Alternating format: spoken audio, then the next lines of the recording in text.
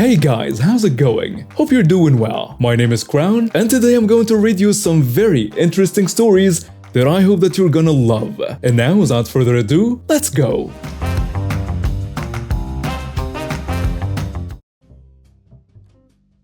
Quick intro. This was a funny story that had happened to me a few years ago. My parents are one of the founders of a resort and are chairman of the board of directors. I have sat in a few of the meetings, so everyone knows that I am the boss's son. I got homeschooled, so the majority of my friends are basically senior staff and people on the board. Pretty sad, huh? Anyways, the cast of the story are me, Noah. I look a lot younger than my age, and being 5'7" doesn't help. Mom and dad, fiance Julia, sister Emma, manager Jack, and a crazy lady Karen. I was on vacation with Julia and Emma. I, Julia, and Emma were staying at my dad's resort for a week or two because we were visiting my mother. As we entered the resort, I noticed the parking lot was packed. It was midsummer, and saw a few cars roaming around looking for parking spots. My family has a few private parking spots, and I noticed that his car wasn't here, but my mother's car was. As I walked to the reception, most of the staff know who I am. One of the staff working saw me and walked over to greet me. There were quite a people in a line waiting to check in. Ma'am is currently in a meeting. Means my mom. Would you like to bring your luggage to your room? Yeah, thanks. Julia kept a bag that had our swim clothes in. Sometime later, after a bit of swimming, we went to the restaurant to eat lunch. I had put on a blue shirt and was still in my great swim trunks. The clothing looked similar to the uniform that the waiters were wearing. They were almost identical, except the only difference was that it didn't have the word staff on it. This will come in handy later. While we were chatting in a restaurant, I heard some lady say, "Hey you," rather rudely from somewhere behind me. I first thought it was just someone trying to get the attention of a waiter, so I continued chatting and eating with Julia and Emma. After I was chugging down some ginger ale, after regretting trying my sister-in-law's food, which she purposely did not tell me was pretty spicy. She knows I don't handle spicy food well, and probably never will. Can anyone else relate? Someone suddenly roughly grabbed my shoulder from behind and I almost choked on my soda, spitting it all over my sister. Straight up karma, I gotta say. Ew, gross, was Emma's response while my fiancé stood straight up and was about to ask me if I was alright. But here comes you-know-who, Karen, interrupting my sweet fiancé. Babe, are you? Hey, I've been trying to get your attention for a while now, Karen yelled out. Me, being someone who doesn't get mad that easily, looked up and asked her politely, "Do you need anything, ma'am? Why are you eating with the guests and not doing your stupid job?" Karen said. I caught on pretty quickly and knew that she thought I was a staff member from what I was wearing. But I was getting a little annoyed from how much she was yelling at me while she was a foot away from me. I tried saying, "Ma'am, I don't work." "Shut up, I'm a VIB here." Karen continued yelling. I continued to talk calmly to Miss Loudmouth while raising my voice a little. "Excuse me, I don't work here." And she slaps me. "Don't you use that tone with me, brat." As she slapped me, her long nails cut into my cheek, leaving a long cut and started bleeding. My fiancé almost went pale, seeing as blood started to drip off my face. My sister immediately started to call our mother to come. The manager was walking over when he heard Karen yelling, but then broke into a run and hurried over when he saw Karen slap me. "Ma'am, Noah, are you alright?"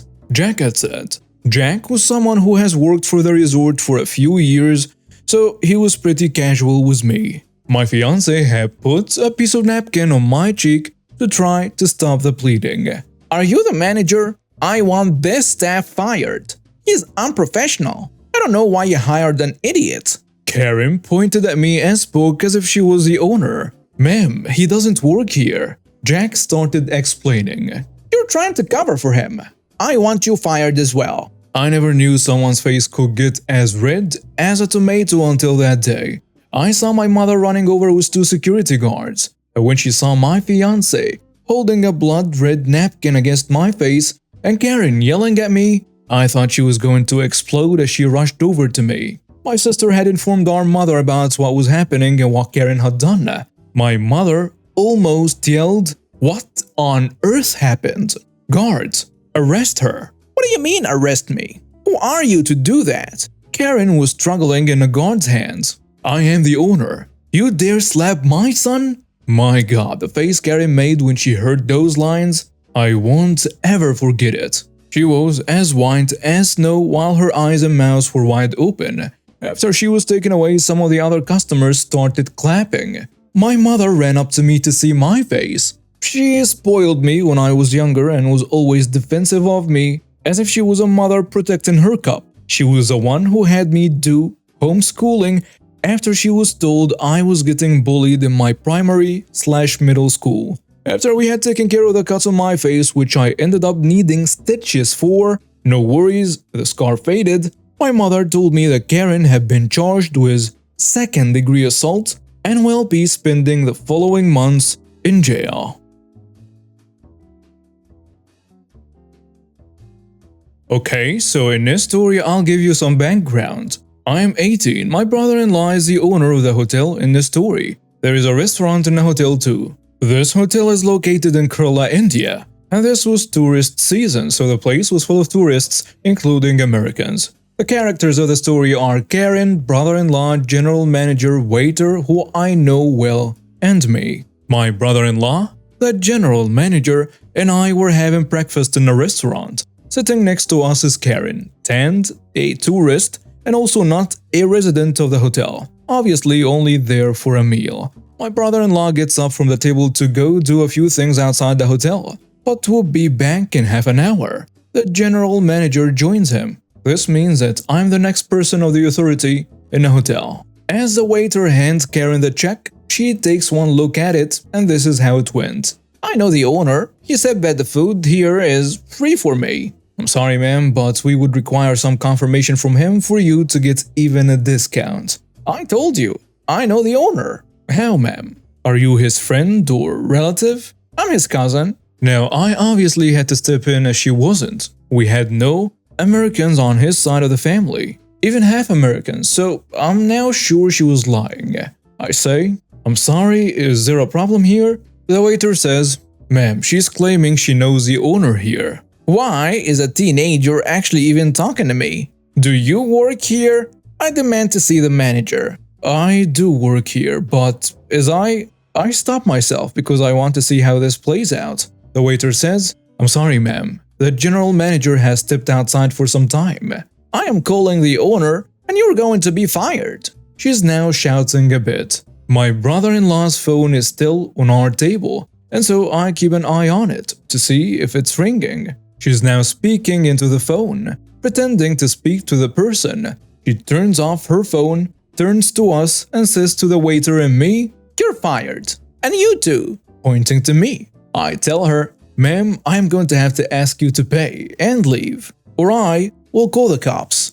"How dare you? Who do you think you are?" "Well, I'm the owner's sister-in-law." "What?" "Pay the bill and leave." She still refused and yelled racial slurs at me and called me a liar. Got the hotel security to kick her out and got the money out of her. Turns out, she pulled this at other hotels and restaurants too. This happened on Christmas a couple of years ago. The stars of this story are me, 26 male, my brother John, 24 male, my sister, 34 female, and my mom.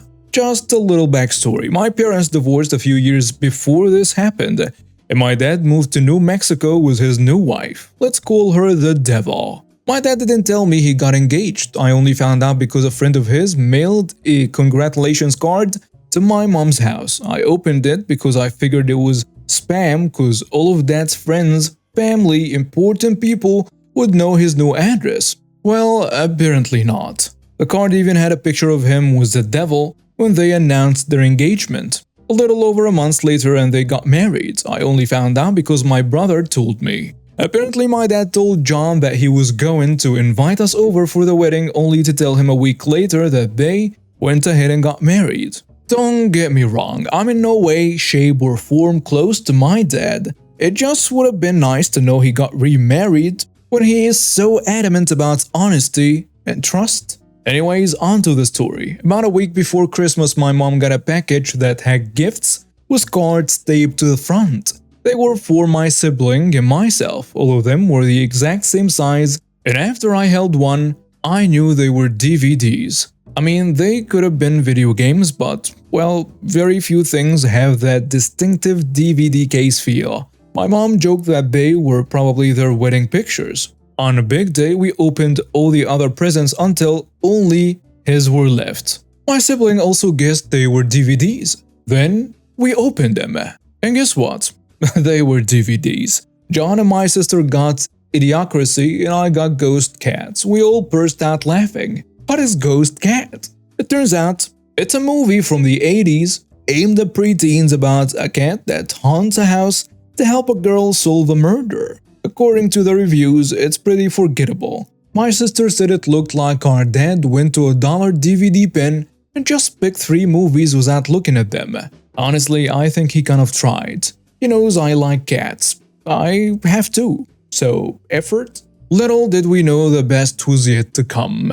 The cards. They were taped to the front of the gift and we figured they would be the same. They were the exact same card. He and the devil wrote the exact same message in each card.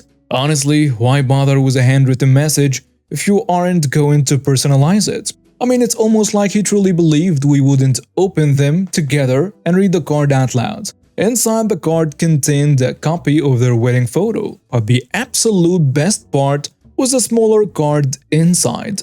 At first, we thought it might be a gift card or something similar. Nope, not even close. It was a thank you card with a pre-stamped envelope. We all looked at each other and then opened the card.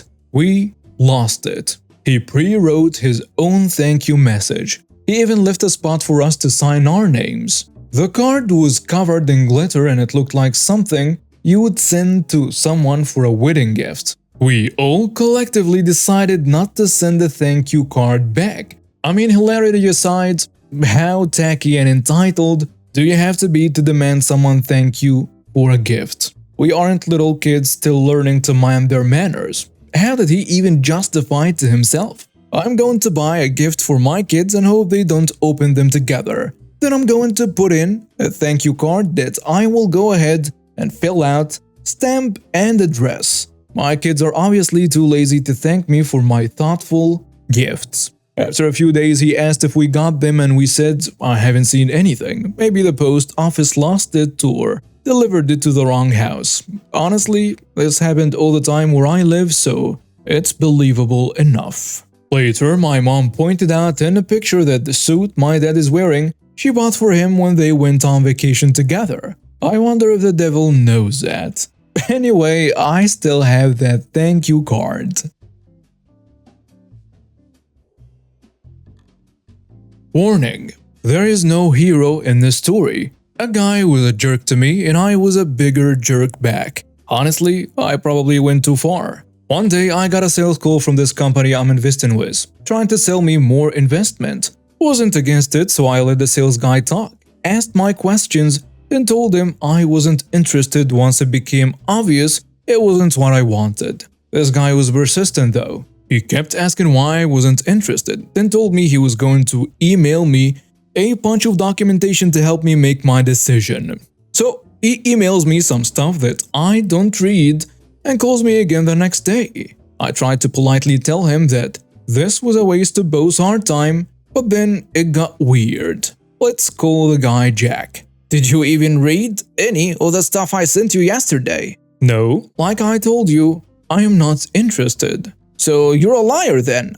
Excuse me? He went on to complain because according to him, I told him I was going to invest in his offer, but then pulled out at the last minute. I told him I didn't say anything of the sort. I simply let him make his pitch, then told him I wasn't interested. Just because he pushes and follows up against my will doesn't magically change any of this. Secondly, this call is crazy unprofessional. How are you going to survive in sales if you start yelling at everyone who says no to you? The call gets really heated at this point. I think my guy was holding in some serious frustration because he unloaded a bunch of insults on me in a wildly disappropriate way. In response, I start needling and insulting him back, infuriating him further, culminating in him reading my address over the phone to intimidate me and making threats about how he's going to come over and kill me.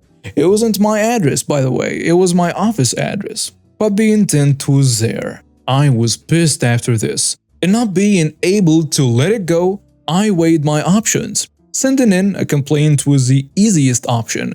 I would almost certainly have led to him getting punished for it, but it was also way too formal and impersonal. For the sake of my ego, I needed the satisfaction of actually delivering a personal blow. So, knowing what offices and sales teams are like, I decide to embarrass him. I run my own business and we send a lot of cold emails. As such, I have access to a bunch of tools and processes to gather email addresses from a given business domain. I get to work, find about 60 company emails, and send the following email to everyone on this list except for Jack. Hi there, I am trying to reach Jack in sales. Please forward this to him if you know him, as I don't have his email. Hi Jack, just following up on our phone call from earlier today, the one where you called me a lying idiot, a son of a witch because, well, I didn't want to give you money. Then read out my address over the phone and threaten to kill me. I know it's frustrating when you don't make a sale, but whining about it and insulting the lead isn't going to help you. Here is a YouTube link where I uploaded a recording of your rant for your convenience. I thought maybe you can go through it and learn how to control your emotions better in future. Thanks. Note: please do not read this or view the link if you're not Jack in sales. I timed the email to hit everyone's inbox around 8 AM. This way, it will be at the top of everyone's inbox as they started their day, and there wouldn't be any time for anyone higher up to become aware of the email and wipe it from everyone's inboxes before it's seen, just in case that was a possibility. Over the next 24 hours, I got a bunch of emails from random people asking if the recording is real. A couple from people saying they can't believe he said that stuff. Another death threat from Jack, and an urgent message from my regular account manager asking if I can please set up a time for a call to discuss my recent experience. Also, the YouTube upload has almost 100 views. Ha! And now we have reached the end of today's stories. Thank you for watching and see you next time.